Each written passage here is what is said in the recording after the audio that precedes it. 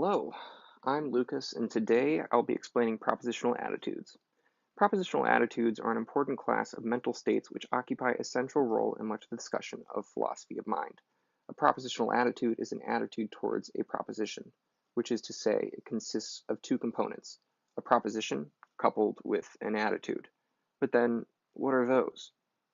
A proposition can be thought of generally as a way things can be, a state of affairs, or simply an abstract meaning.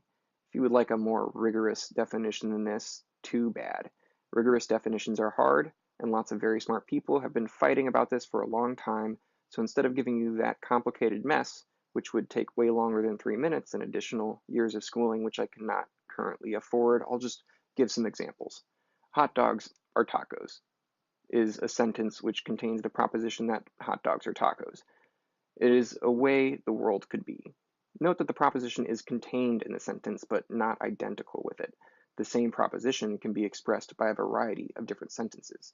For instance, the Spanish sentence, perros calientes son tacos, expresses the same proposition as the English sentence. Furthermore, the same sentence can express different propositions. Hot dogs or tacos might carry a very different proposition if you were stranded on a desert island with a chihuahua and a pack of tortillas.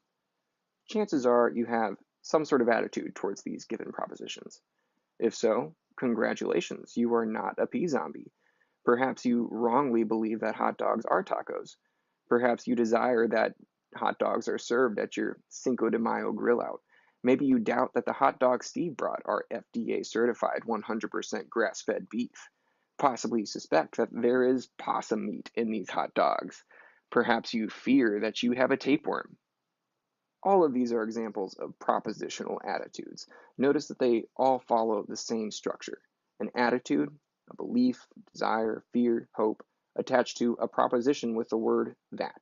You fear that you have a tapeworm. This basic structure offers us a way to distinguish between propositional attitudes and mental states which might initially strike us as being propositional attitudes but are not. I fear parasitic worms is not a propositional attitude because it lacks a proposition, a state of affairs towards which the fear is being directed. It lacks a that. Propositional attitudes are closely related with the notion of intentionality or the capacity to be about things. In fact, propositional attitudes can also be called intentional states. Another feature of propositional attitudes is direction of fit. A propositional attitude with a mind to world direction of fit attempts to fit the mind to the world, while one with a world to mind direction of fit attempts to fit the world to the mind. The clearest example of this distinction can be seen in the contrast between two of the most common attitudes we talk about in this class, beliefs and desires. If you believe a proposition, then the proposition is thought to be true, not merely possible, and you're in a mental state that attempts to accurately represent the true state of the external world. Whereas if you desire a proposition, then this proposition need not be true. Instead, you wish to alter the state of the external world to match the state of affairs given by the propositions. It should be clear by now that propositional attitudes accounts for a huge portion of our mental worlds. All of our beliefs, desires, intentions can be put in the form of a propositional attitude. Therefore, any cogent contemporary theory of mind worth its salt has to be able to account for these.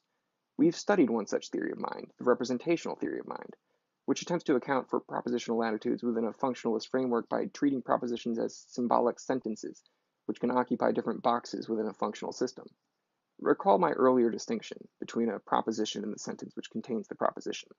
The meaning or proposition of the sentence, hot dogs are tacos, is immediately apparent and offensive to those of us who speak English and respect tacos, but it's clear that its meaning is distinct from the sentence itself.